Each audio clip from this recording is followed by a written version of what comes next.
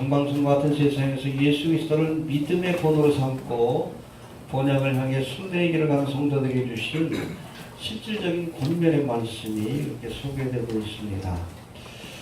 히브리서도 다른 서신들, 특별히 바울의 서신들과 마찬가지로 앞부분에는 교리에 관한 말씀이 담겨져 있고 뒷부분에는 그리스도인의 삶, 윤리에 관한 교훈이 담겨져 있습니다. 우리 그리스도인들은 교리와 행위가 우리의 삶이, 신앙에 대한 생각과 우리의 삶이 일치해야 합니다. 해봅시다. 교리와 행위가 일치해야 한다. 교리 즉 바른 믿음을 갖는 것은 중요합니다. 바르게 믿어야 돼요. 마지막 때는 바르게 믿어야 돼. 열심히 믿어도 바르게 못 믿으면 여러분 지옥 갑니다. 그러니까 우리가 열심히 믿지 못해도 바르게 믿으면 우리가 그 믿음으로 구원을 얻게 되는 거예요. 이해가 됩니까? 네.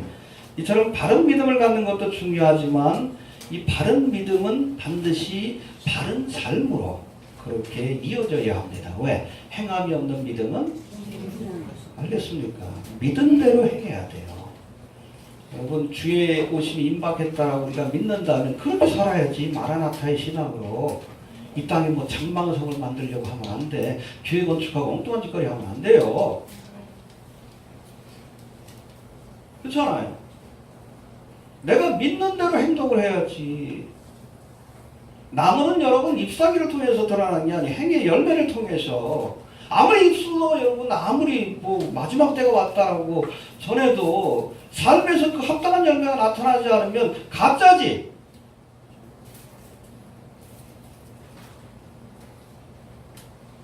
가짜 믿음이에요. 입만 구성한 가짜 믿음이에요. 그래서 바른 믿음은 바른 행위를 통해서. 그래서 우리 교리와 윤리는 함께 가야 합니다. 해봅시다. 교리와 윤리가 함께 가야 한다.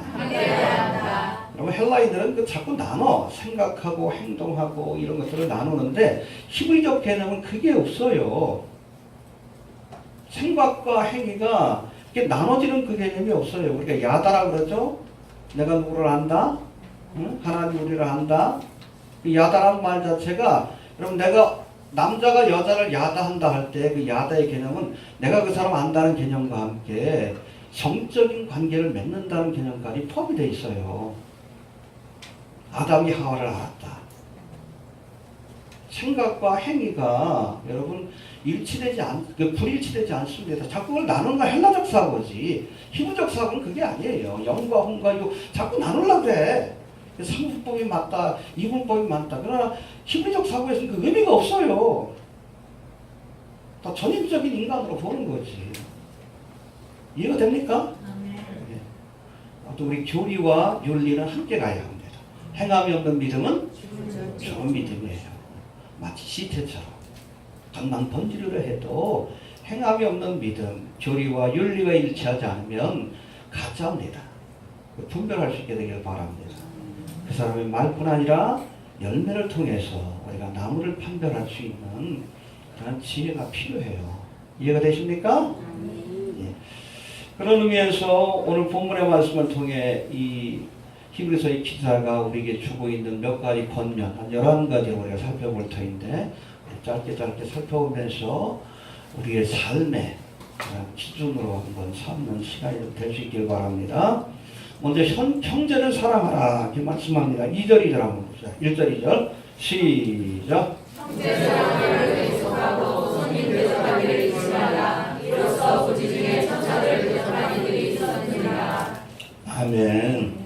여기서 말하는 형제는 믿음 안에서 형제된 성도들을 의미합니다. 그러니까 하나님을 아버지로 섬기고 우리 그리스도인들은 형제와 자매입니다. 할렐루야. 서로 사랑하고 돕고 섬기는 일을 해야 돼. 해봅시다. 서로 사랑하고 돕고 섬겨야 한다. 그럴 수 있게 되길 바랍니다. 말로만 하지 말고 행함을 통해서. 할렐루야. 사도행전 2장에 보니까 성령 충만을 받은 초대교회 성도들이 다 함께 있어 모든 물건을 서로 통용하고 또 재산과 소유를 팔아 각 사람의 필요를 따라 나눠줬다. 할렐루야.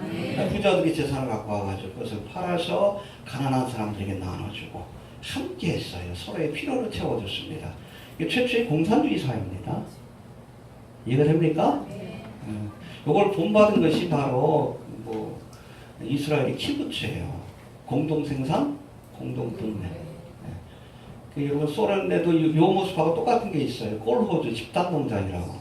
제가 사역하던 그 로스토프에도 콜호주 집단농장이 있는데 규모가 경기도만 해요. 한 2,000명, 3,000명이 그걸 다 합니다. 저 푸른 초울이에요. 기가 막혀요. 근데 콜호주는 실패하고 키부츠는 성공했어요. 왜냐하면 여러분 소련은 무신론적 공산주의 사회이기 때문에 실패한 겁니다. 유대인들은 성공했어요. 왜냐하면 그 안에 신앙의 그 공동체가 있기 때문에 서로 사랑하고 돕고 섬긴다는 그런 정신이 있으니까 키부츠는 성공했어요. 근데 여러분 하나님을 부정하는 사람들은 뭐요? 여러분 구소련 당시에는 100% 공무원이요. 공무원의 특징이 뭐요? 독지구나. 일 안 하고 월급 받는 게 똑똑한 거예요. 아니 구소련 사람들 다 일 안 하고 월급 받으려고 그러니까 그렇잖아요. 그러니 망하지 경제가. 그래서 콜호주가 망한 거예요. 이해가 됩니까? 그나마 그 가운데서도 고려인들이 열심히 일해가지고 그 안에서 막 분장도 타고 그래요. 제가 갔을 때도 보면 이 콜호주 집단농장인데 거기 총책임자 그 바로 밑에 있는 그 책임자가 고려인인데 집에 갔더니 의리의리해. 기둥이 하나 있는데 보석이요. 깜짝 놀랐어요. 여기다 하는 보석이요. 초록색인데 무슨 보석인지 모르겠어요. 여하튼 화장실 우리 집만 해. 깜짝 놀랐어요. 위에서 내려오는 거 그냥 땡겨 먹고 밑에서 올라오는 거 땡겨 먹고 중간관리자가 그래서 망한 거예요. 가끔 보면 그 와이프도 지금은 어떨지 모르지만 그 한국에 올 때가 있어요. 그럼 핑크코트 다 사갖고 짐도 높이 돈이 많으니까 농사 짓는다고 무시하면 안 돼요. 그런 사람들. 무슨 얘기하다 그랬죠? 여하튼 무신론적 여러분 공산주의 사회이기 때문에 실패한 겁니다. 근데 키부츠가 성공한 건 그 안에 신앙이 있고 사랑이 있기 때문에 그래요. 알겠습니까? 네, 우리가 좌우를 자꾸 나누는데 여러분 좌파는 뭘 강조해? 분배를 강조합니다. 평등을 강조해요. 우파는 자유를 강조해요. 근데 이게 서로 보완하는 관계입니다. 너무 자유가 주어지면 그야말로 야국강식의 세계가 펼쳐져요. 자본주의 그렇잖아요. 가진 사람은 더 갖고 없는 사람들은 매일같이 노예처럼 일하고. 근데 평등을 너무 강조하다 보면 사람들이 게을러져. 그래서 구소련이 망한 거예요. 그래서 여러분 유럽 같은데 이 민주주의가 발달된 나라는 이 두 가지를 아주 균형 있게 합니다. 복지도 어느 정도 하고 그리고 개인의 자유나 기업의 자유 같은 것들도 보장하고 서로 상호 보완하는 관계에 좌파 우파 요건 알겠습니까? 자꾸 그걸 이데올로기로 풀려고 그러니까 이상하지. 아우 참. 대한민국만 그래요. 대한민국 이데올로기 희생양이에요. 희생양. 전 세계적으로. 일루미나티가 이것을 하나의 어떻게 보면 테스트베드로 이용을 해가지고 희생자들이야.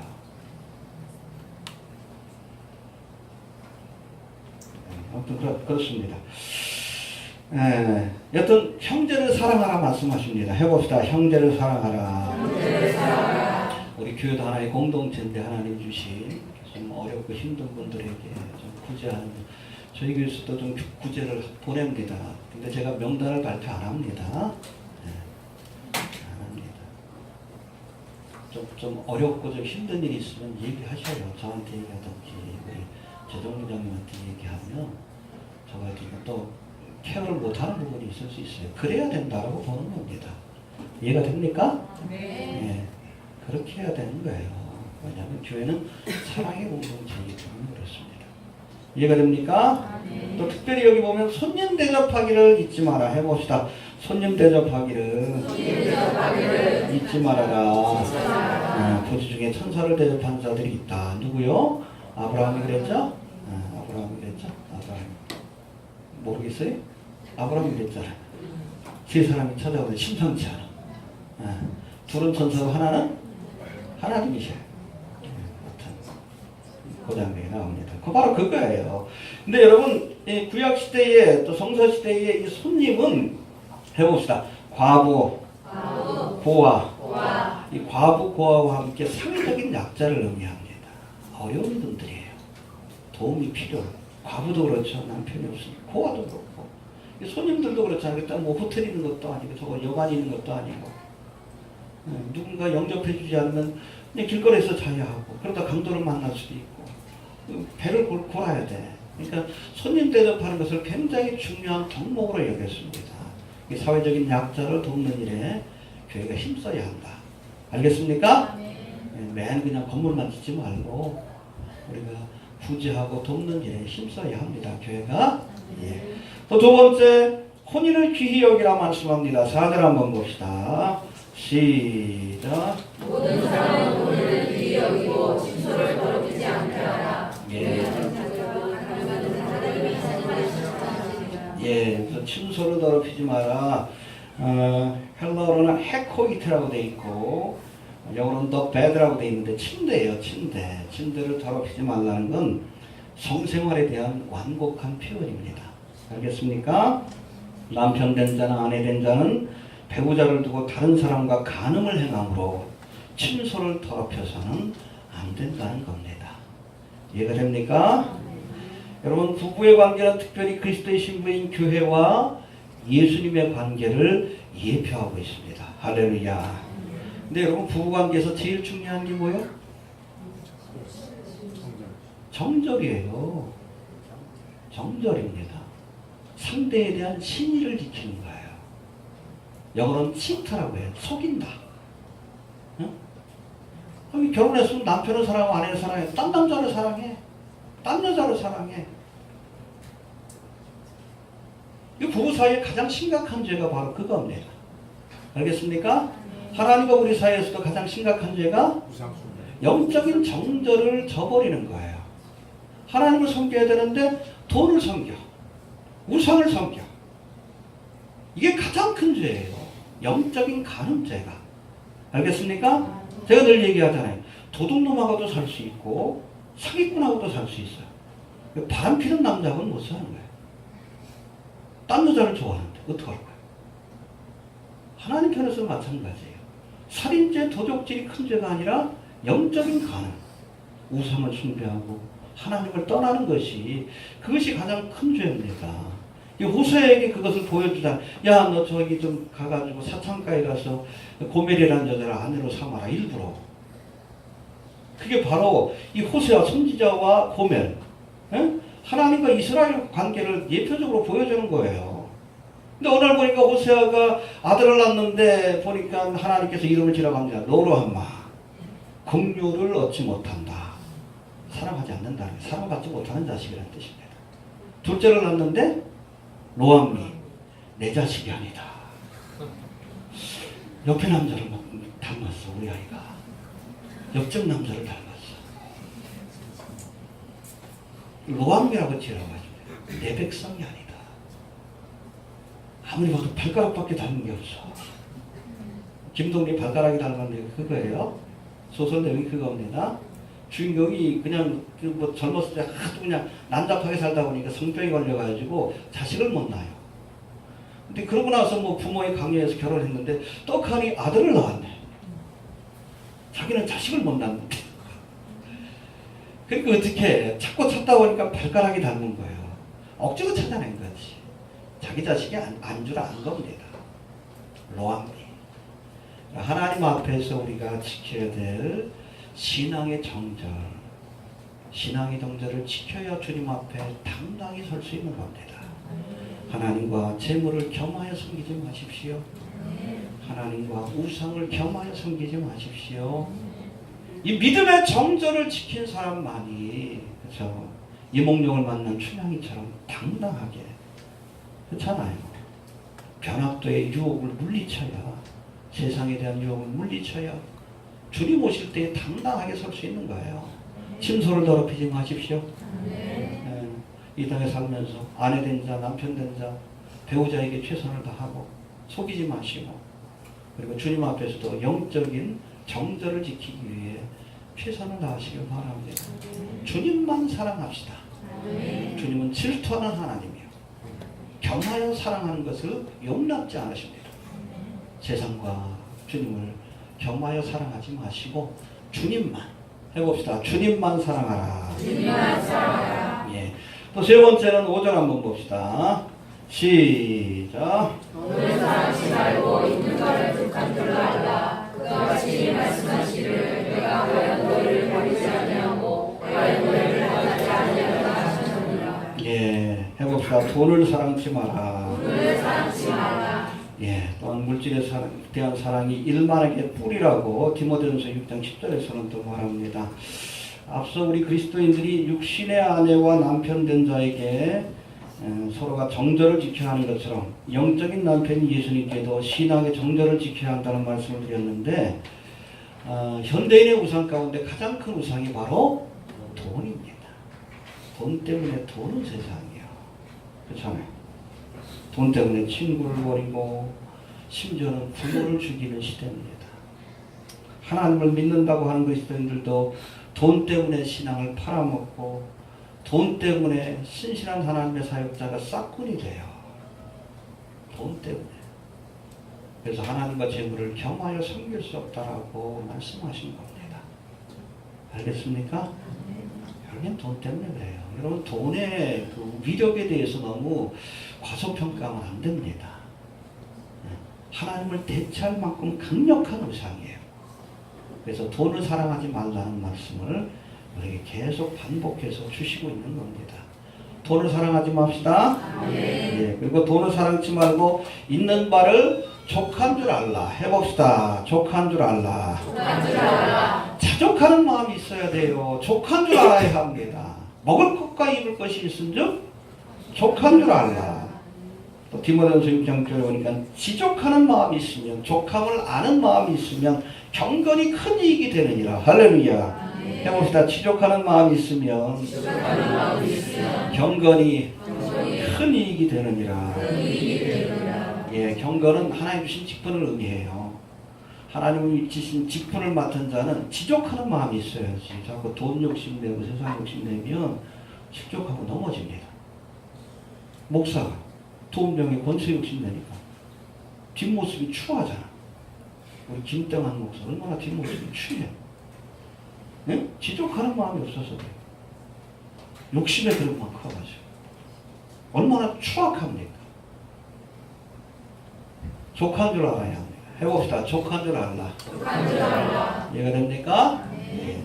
또 네 번째, 말씀을 가르치고 인도하는 하나님의 일꾼을 생각하고 또 저희의 믿음을 본받으라 말씀합니다. 7절 한번 봅시다. 시작. 하나님의 말씀을 너희에게 이루고 너희를 인도하던 자들을 생각하며 저의 일체의 분만을 주의하여 보고 저의 믿음을 본받아라. 예, 하나님의 말씀을 너희에게 이루고 너희를 인도하던 자들, 인도하는 자들을 생각하며 저들의 삶을 돌아보라는 겁니다. 저희 행실의 종말을 주의하여 보고, 그렇죠? 믿음으로 산 자에게 주시는 그 결과, 하나님의 은총과 축복이 무엇인가를 주의하고 너희도 저희 믿음을 본받으라. 할렐루야. 됐습니까? 예. 히브리서 11장에 보면 히브리서 기자는 아벨로부터 시작되는 구약 시대의 여러 인물들을 소개하면서 아브라함, 모세, 라합까지 소개하면서 저들의 믿음을 본받을 것을 요구합니다. 해봅시다. 믿음을 본받으라.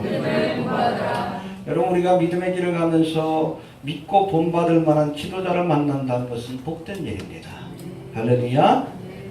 저도 좀 믿고 따를 수 있는 좋은 신앙의 선배 혹은 우리 목회자.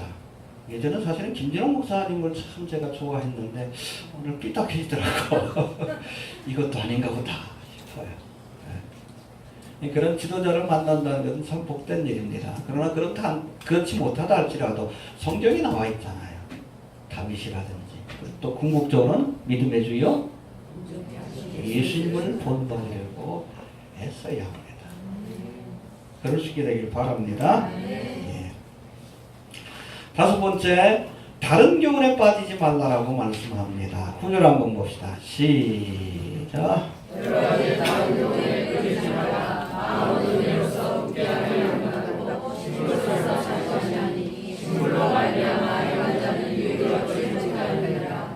여러 가지 다른 교훈, 영어 표현이 재밌어요. 스트레인지 독트린스라고 되어 있는데 이상한 교리 늘 얘기합니다. 이상한 건 이상한 거예요.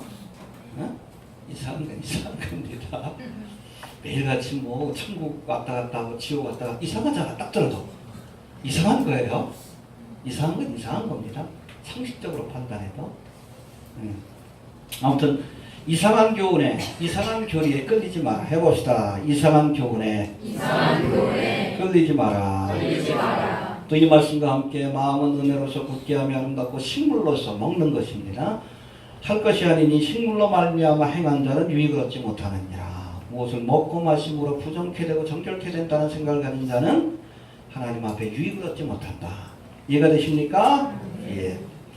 초대교회의 대표적인 이단이라고 하면 뭐가 있습니까? 영지주의와 율법주의예요. 율법주의. 초창기에는 예루살렘 교회가 초대교회 중심이 될 때는 대부분 다 유대인이었으니까 그들 가운데 율법주의자들이 있어요. 야, 예수 믿는 거 믿어야지. 그런데 그러고 하나를 더 합니다. 율법도 지켜야 돼. 안식일도 안 지켜가 그러죠. 안식일도 지켜야 되고 뭐도 해야 되고 음식도 뭐 가려 먹어야 되고 구약의 율법들. 율법주의예요. 이 율법주의를 경계하는 말씀이에요. 근데 하나님께서 이것을 깨버리시죠. 무슨 사건을 통해서? 요바에서 테라비브 바로 옆에 있는 요바에서 사도 바울이 기도 시간이 돼가지고 뭐 집 위에서 기도하는데 갑자기 하늘에서 바구니가 내려와. 마침 배고픈데. 구약 시대에 온갖 먹지 말라는 그런 그 뭐 짐승들하고 뭐 기른 것들 이런 것들이 내려와요. 독수리도 내려오고 돼지도 내려오고 뭐 돼지고기 맛있는데 이거 내려옵니다. 그래서 음성이 들려요. 잡아먹어라. 베드로가 본능적으로 아니라 그러지. 나 이렇게 부정한 음식을 먹어본 적이 없습니다. 하늘에서 다시 음성이 들립니다. 하나님이 정결케 한 것을 부정하지 말아라. 몇 번 보여주셨어요? 3번을 보여주십니다. 그리고 나서 이 요바에 이 베드로가 머물고 있는 그 집에 고넬료가 보낸 사람들이 찾아옵니다. 고넬료도 그 시간 비슷한 시간에 환상을 본 거예요. 야, 저 요바에 있는 피장 시몬의 집에 있는 베드로를 청하여 말씀을 들어라. 그러고서 그 시간에 딱 맞춰가지고 하나님께서 요바의 종들이 도달하기 전에 베드로의 마음을 먼저 이렇게 변화시켜야 되니까 그 환상을 보여주신 거예요. 왜? 하나님이 이제는 구약시대에 부정타는 그 모든 것들을 용납해 주셨다. 음식뿐 아니라 구약시대에 가장 부정한 게 뭐예요? 이방인들이요. 우리 같은. 지금도 여러분 안식교인처럼 음식 가려 먹어야 구원받는다고 하면 우리는 구원받을 수 있는 자격이 없는 더러운 이방인들이에요. 유대인들이 뭐라고 합니까? 천국과 지옥은 유대인이 가는 거다. 이방인들은 뭔가 뭐예요? 지옥의 땔감이라고 그래요. 구원을 논할 수 있는 그런 존재들이 아니다라고 생각을 합니다. 그게 구약의 개념이요. 지금도 여러분 음식을 가려 먹으려면 그것도 인정해야 돼. 나는 구원 못 받아요. 하나님이 허용하신 거예요. 하나님이 정결케 하신 건데 십자가의 대속의 사역을 통해 받아주신 거예요. 근데 아직도 이때까지 이 음식을 가려 먹어야 된다. 안식교인처럼 그런 다른 교훈, 스트레인지 독트린, 이상한 교훈을 전하는 자들이 있어. 물리쳐라. 해봅시다. 물리쳐야 한다. 영주주의, 율법주의가 활동하던 초대교회뿐 아니라 지금도 성경이 아닌 다른 교훈들 가지고 미혹하는 사람들이 있습니다. 교회 안에서 말씀이 아닌 이데올로기라고 하는 다른 교훈을 전하는 자들이 있어요. 좌파니 우파니. 제가 아까 설명드렸지만 이거 세상이 이데올로기예요. 교회가 왜 이런 세상이 이데올로기에 휘둘립니까? 요즘 반정부 활동을 열심히 하던데. 저는 뭐 좌파 빨갱이 목사라고 그냥 찍혀가지고 좌파도 우파도 되지 말고 예수파 되라고 했더니 빨갱이래. 어떻게 할 수 없지. 이데올로기 안경을 쓰고 보니까 다 빨갛게 보이지. 불쌍한 사람들이야. 말씀이 기준이 돼야지 왜 이데올로기가 기준이 돼요. 왜? 세상 철학인데. 세상 초등학문이고. 이데올로기 싸움이 끝났습니다. 구소련이 무너지고 나서 공산주의 종주국가니요 끝났어요. 그러니까 그러고 나서 여러분 뭐 중국도 자본주의 경제체제를 받아들이고 물론 정치적은 사회주의지만 독재국가지만 저 북한도 지금 먹고 살겠다고 저러고 있는 거 아니에요. 불쌍하잖아. 그렇지 않으면 생존이 불가능하니까. 끝났어요. 근데 아직도 대한민국에서 그거 쌈박질하고 있어요. 무서운 거지. 아직도 그거 가지고. 왜 다른 교훈에 매달립니까? 왜? 정치 신학이라고 했잖아요. 그게 이단이에요. 이단. 말씀만 붙드십시오. 이데올로기 흔들리지 마시고 또 기복신앙에 이게 멤버리즘이죠. 예수 믿으면 축복받는다. 네. 궁금하면 축복받습니까? 왜 안 받아? 받지. 상관없이 드려야 돼요. 그러나 여러분 복 받으려고 드리면 뇌물이에요? 헌금 아니에요? 그냥 감사함으로 드리는 거예요. 드리면 하나님이 축복을 주시는데 그거는 뭐 상관없어. 우리가 할 일을 하는 것 뿐이요. 그 축복이 물질로 주시는 것이 아니라 오히려 뭐 더 큰 고난을 주실 수도 있어요. 고난을 통해 믿음을 연단하시고 그것도 축복이지. 그치?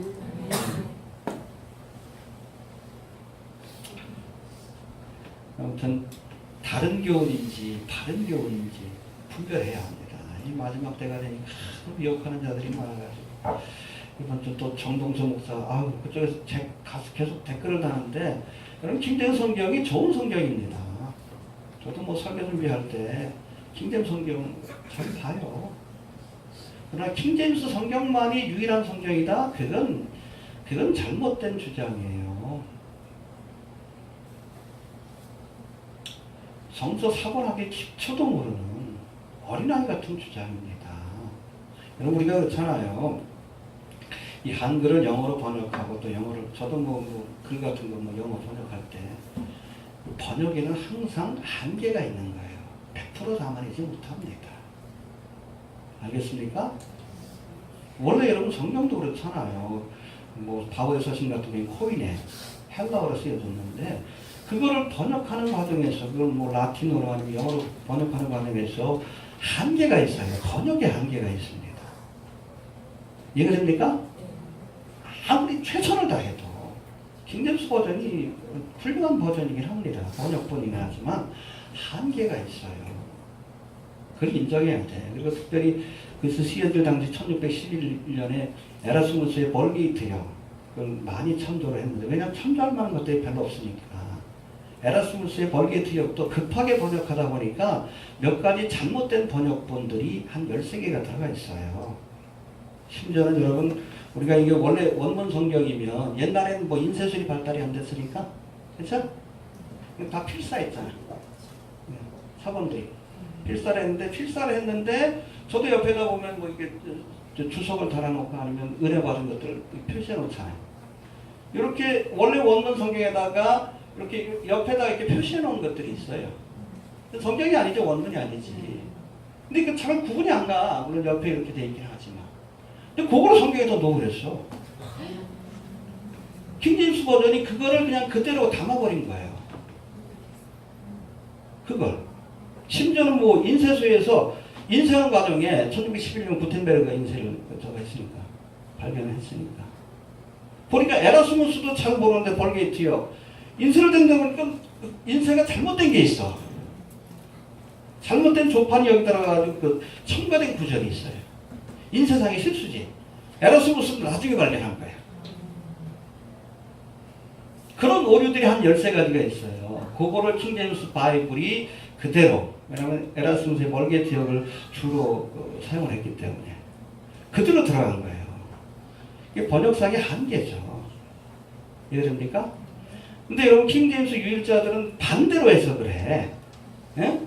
자기들은 기존 성경에 없는 그 13구절이 들어가 있으니까 이게 완벽한 성경이래. 거꾸로 얘기를 해. 거꾸로. 무슨 얘기인지 알죠? 사본을 번역하는 과정 속에서 실수로 들어간 열쇠 구조를 가지고 오히려 자기들은 열쇠 구조에 들어가 있으니까 완벽한 성경을 갖고 있고 나머지는 불완전한 성경이다. 그런 식으로 얘기를 해. 거꾸로 얘기를 해. 거꾸로 얘기를 해요. 애들도 아니고. 이렇게 불완전한 성경이지만 당시에는 여러분 사본 같은 것들이 많이 발견되지 않고 사실은 에라스무스가 그 멀게이트 역을 번역할 때 한 40개의 사본 정도가 있었다고 합니다. 그걸 다 참조한 거예요. 지금은 한 5,700개 정도가 됩니다. 그러니까 옛날 사본들이 지금 고고학적 발견을 통해서 발견이 되잖아. 그러니까 그런 사본들에는 안 나타나는 구절이 13가지가 있어요. 그러니까 우리 개혁한글이라는 개혁개정 같은 거 할 때는 그것들을 없음이라고 빼놓습니다. 사본에 넣는 거예요. 킹제임스 바이블에 넣지만. 당연히 없는 게 맞지, 그렇죠? 근데 그 없는 구조를 자기들이 넣어놨다고 자기 성경이 완벽하대. 이게 참 피어. 애들도 아니고. 물론 그렇게 불완전한 성경이지만 개혁자들에 의해서 킹제임스 바이블이 300년, 400년 쓰이면서 많은 영혼들을 구원하고 부흥시키는 그런 도구로 쓰임 받았어요. 첨가된 내용들도 사실은 큰 무리가 없는 내용이기 때문에 전체적인 맥락을 이해하는 데는 큰 무리가 없습니다. 근데 그 킹제임스 바이블이 유일하게 완벽한 성경이다. 심지어는 그것을 번역한, 한글로 번역한 흔적력도 완벽한 성경이다. 여러분 축자영감서는 저는 믿습니다. 하나님이 한 글자 한 글자 1.1도 틀리지 않게 성경의 번역자들이 성경을 번역하도록 지켜주셨다는 거예요. 근데 이 사람들 한 걸음 더 나서 축자 번역서를 얘기를 해요. 응? 1611년에 그걸 번역한 사람들을 하나님께서 다 해가지고 거기에 오류가 들어가게끔 역사하셨다. 이거 웃긴 거지. 축자 번역서. 그리고 정동성부터 금정역을 할 때도 다 그냥 하나도 틀림없도록 그렇게 축자 번역할 수 있도록 하나님 영감하셨다. 본인은 사도의 권위에 두는 것도 아니에요. 그러니까 여러분 예정합독에서 당연히 거기 이단성이 있다는 얘기를 하는 거죠. 배경이 뭔지 아시겠죠? 킹제임스 버전뿐 아니라 개혁한 것 모든 성경은 불완전합니다. 번역자의 불완전성이 있기 때문에 그래요. 사본학을 하는 사람들은 기본적으로 그렇게 얘기를 합니다. 그러나 그런 부족한 성경이지만 하나님이 그것을 통해 수많은 영혼들을 구원하시는 사역을 해오셨다는 거예요. 킹제임스 유일론자들은 일종의 놋뱀을 섬기는 자들이에요. 놋뱀. 광야에서 모세에게 놋뱀을 만들라고 하시고 그걸 보는 자는 불뱀의 재앙에서 구원받았죠. 할렐루야. 근데 후대에는 이 놋뱀 자체를 우상처럼 섬겨. 히스기 왕이 그것을 때려 부시잖아. 가루를 만들어 누우시다. 우상이 되니까. 킹제임스 바이블이 수백 년 동안 많은 영혼을 구원하는데 아름다운 도구로 쓰임받았지. 그러나 그것 자체가 완벽한 건 아니에요. 완벽한 성경은 지금 하나님이 남겨두시지 않았습니다. 근데 그것 자체를 하나의 우상처럼 섬겨요.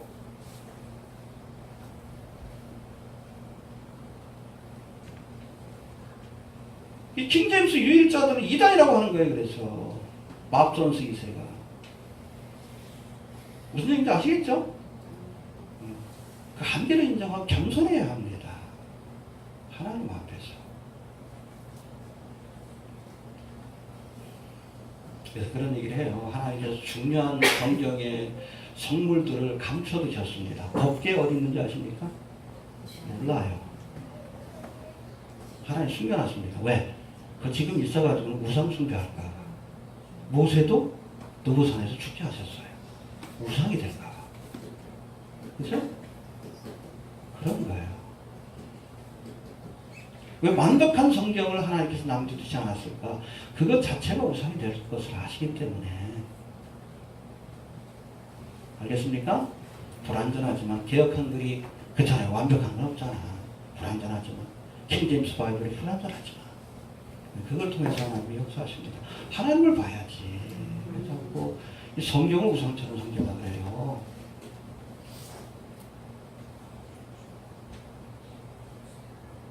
왜 그럽니까?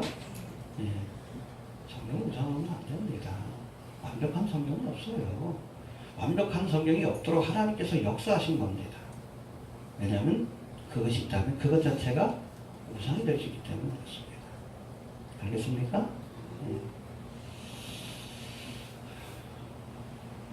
다른 교훈에 빠지지 맙시다. 해봅시다. 다른 교훈에 빠지지 마라. 다른 교훈에 빠지지 마라. 그 다음에 12절 13절 봅시다. 12절 13절 시작.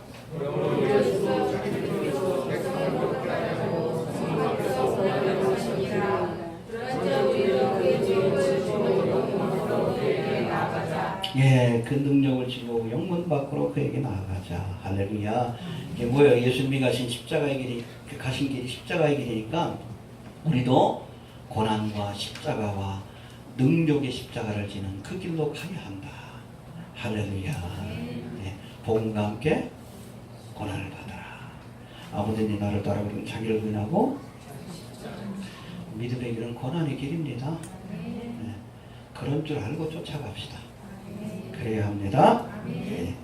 자꾸 모르고 쫓아가다 갑자기 고난이 오니까 배도의 길을 가는 거예요. 계산해 보셔요. 어? 고난과를 각오를 해야 합니다. 처음부터. 자꾸 생각 안 하고 그냥 아무 생각 없이 쫓아가다 갑자기 삼박자 축복 준다 그래서 쫓아가다 갑자기 고난이 찾아오니까 믿음에 대해서 떠나지. 예수님은 그런 약속한 적 없어요. 십자가의 길이라고 말씀합니다. 그러나 영생으로 천국으로 이어지는 길이 길을 가는 거예요. 이해가 되시죠? 네. 그 다음에 14절 한번 봅시다. 시작.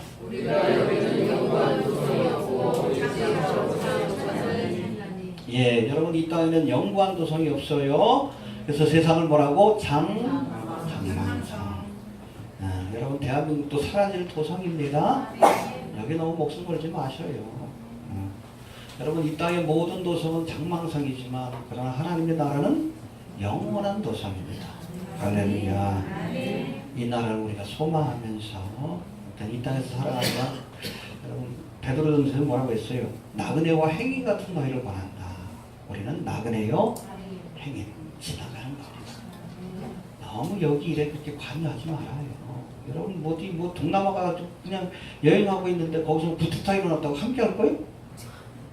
밀어나지. 그럴 거예요? 그 대통령 대선 선거할 거예요? 밀어난 짓이지.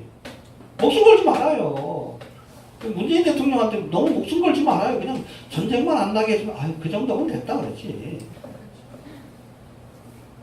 기대 걸지 말아요. 왜? 우리는 나그네 행인이요. 돌아갈 거예요, 여러분. 지금 비자 받고 잠깐 여기 있는 거지. 가야 돼. 왜 자꾸 착각합니까? 이해가 되시죠? 네. 자, 그 다음에 찬미의 제사를 드리라. 15절 한번 봅시다. 시작.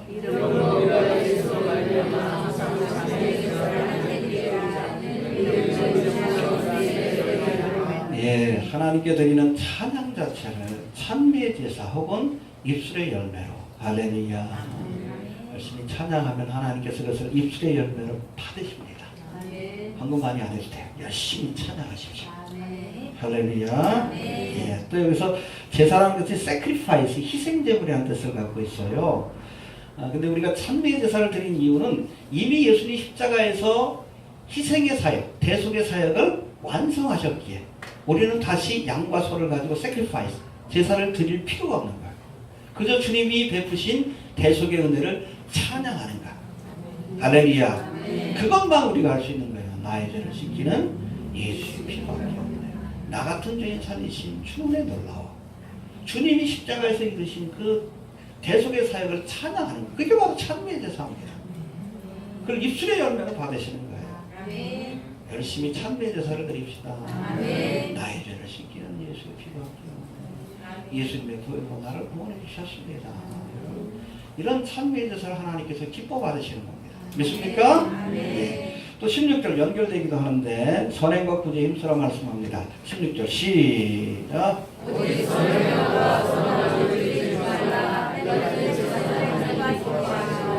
할렐루야.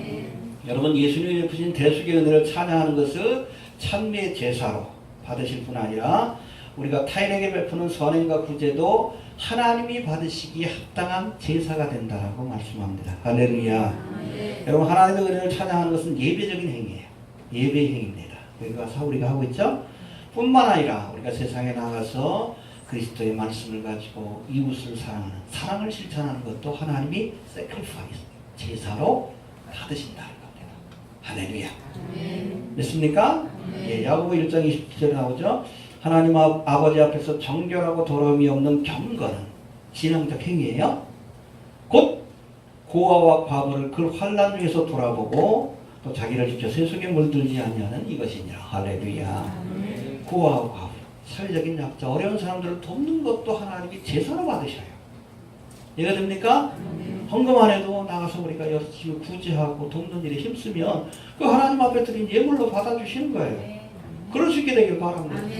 이해가 되시죠? 예. 그 다음에 10절에 보니까 주의 종들에게 순종하라. 17절 한번 봅시다.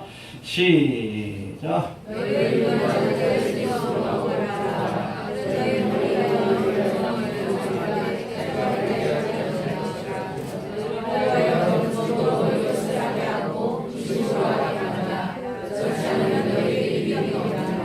할렐루야.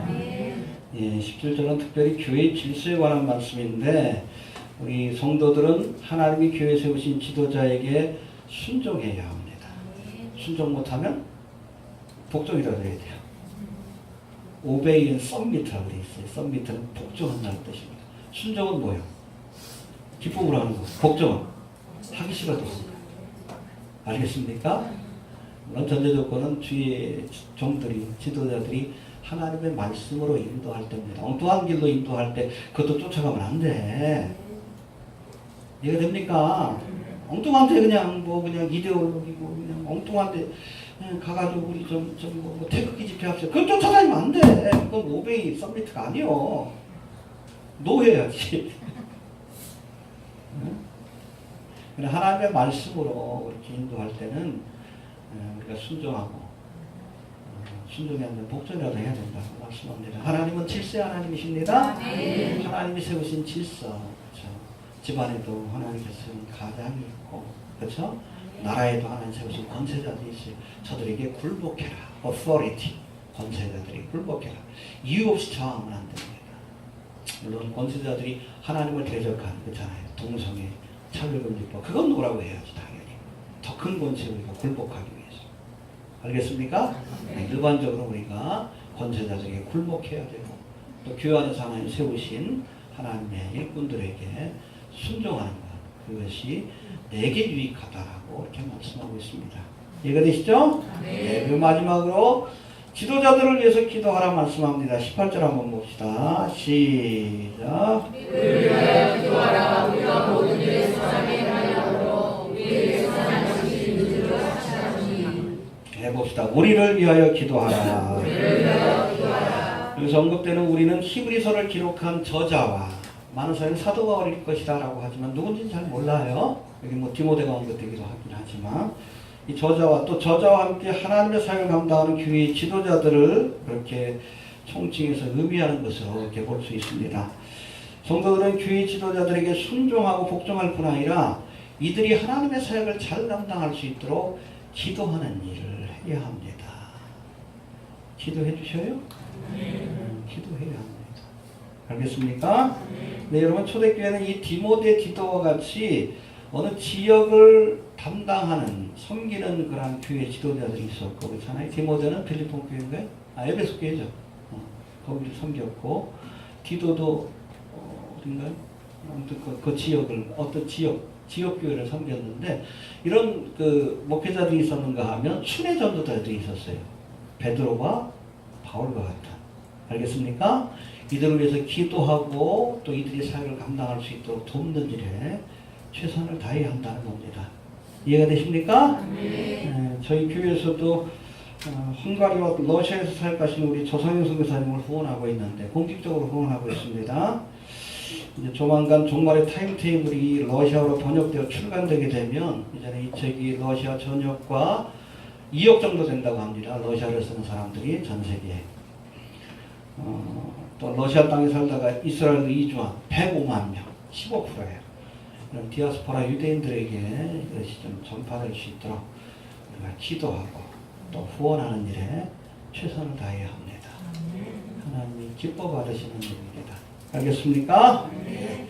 정리합니다. 우리 히브리서를 쭉 살펴봤는데 히브리서의 요절이 어디라고요? 히브리서 12장 2절입니다. 해봅시다. 믿음의 주여, 온전케 하시는 이 예수를 바라보자. 그게 바른 믿음이에요. 그래서 거기에 대해서 논증할 때 예수님은 천사보다 뛰어나고 모세보다 뛰어나신 분이고 구약의 대제사장보다 더 뛰어나신 분이다.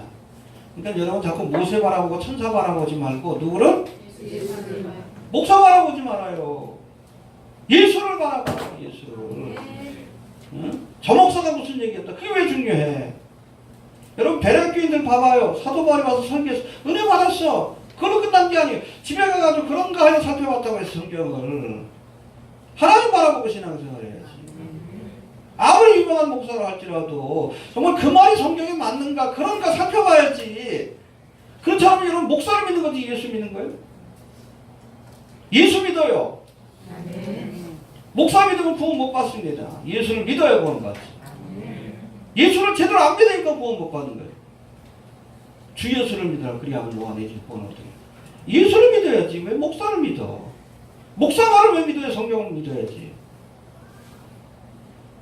그런가 살펴봐야죠. 그런가. 응?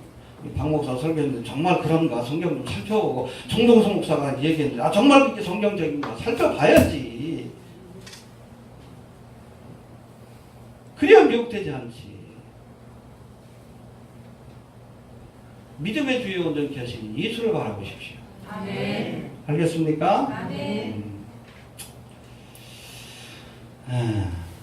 또 모세를 따라 애굽 땅을 빠져나온 이스라엘 백성들이 이제 가나안 땅을 소망하며 순례길을 간 것처럼 우리도 예수님의 뒤를 따라서 할렐루야 구약 시대 때는 모세를 쫓아서 가나안 땅에 간 것처럼 우리는 누구를 쫓아서 예수님을 바라보고 가다 보면 천국이요. 할렐루야. 주님 바라보고 쫓아서 보면 마침내 우리가 하나님의 나라 하늘의 처소에 이르는 우리의 모습을 보게 될 줄로 그렇게 믿습니다. 목사 쫓아가지 말아요. 쫓아가다 나중에 여기 가는 것 같은데 어떡할 거예요? 저 책임 못 져요? 저 쫓아오지 마셔요. 나는 나 책임지기도 힘들어.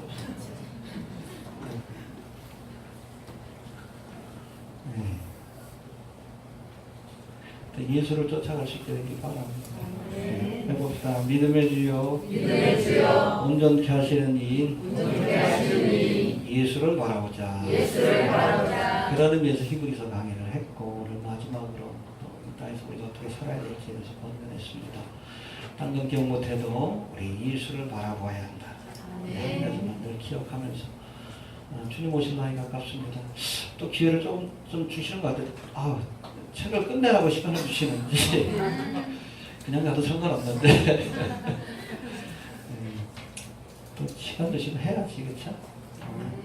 주에 드시면 이것도 하고 저것도 하리라. 다음 주는 숫꽃 장막절 우리 수성함 선생님 예배를 드립니다. 이스라엘은 70주년 이제 나팔절을 계기로 해서 해피 뉴 이어 신년이 시작된 겁니다. 공식적인 신년 5779년이에요. 올해가. 이거 뭐 오후 얘기할까? 그 신년 보면 우리나라도 신년이 되면 새해가 되면 뭐 쭉 지금까지 뭐 올 한해 뭐 비전 같은 것들 얘기하잖아요. 예루살렘 포스트에 보니까 신년을 맞이해가지고 특별히 올해 독립 70주년이니까 하나님께서 유대인들에게 베푸셨던 그 70년의 그 축복들 그런 것들이 쭉 열거를 해놨더라고. 대적들과의 전쟁에서 우리가 이기게 하시고 세계 뭐 10대 안에 들어가는 그냥 강한 IDF 이스라엘 군대를 갖게 하시고 또 아무튼 뭐 트럼프를 통해서 이제 예루살렘을 수도로 인정받게 하시고 뭐 쭉 가죠. 그리고 이제 조만간 또 이제 성전도 세워질 거고 그런 비전을 쭉 얘기를 해요. 그 뉴스 보니까 주님 오실 날이 가까운 것 같아요. 여하튼 굉장히 큰 의미를 둡니다. 70주년 번역하려다가 너무 길어가지고 못하고 있어요. 여하튼 그렇습니다. 그러니까 70주년을 맞아가지고 이 유대인들 사이에서 가장 영향력 있는 인물을 50명을 뽑았어요. 그 중에 3위가 누구? 자레드 쿠시너. 쿠시너가. 유대인 사이에서 지금 가장 영향력있는. 1위가 누구요? 법무부 장관. 왜냐하면 지금 총리 네타냐후의 탄핵을 결정할 수 있는 권한이 있어서 그래요. 2위가 네타냐후. 그러니까 네타냐후 총리 다음이 자레드 쿠시너예요. 재밌죠? 재밌죠? 두 번째로 중요한 인물이에요.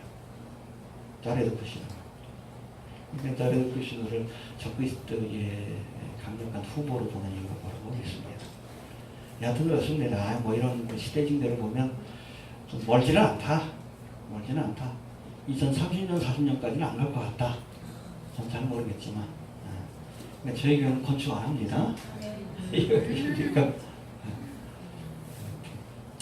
예수님 바라보고 언제든지 부르시면 떠나야 합니다. 돌아보지 마시고 예수님 바라보고 살아갈 수 있게 되는 바랍니다. 잠깐 한번 기도합니다. 믿음의 주여 온전케 하시는 예수를 바라봅니다. 사랑을 바라보는 것이 아니라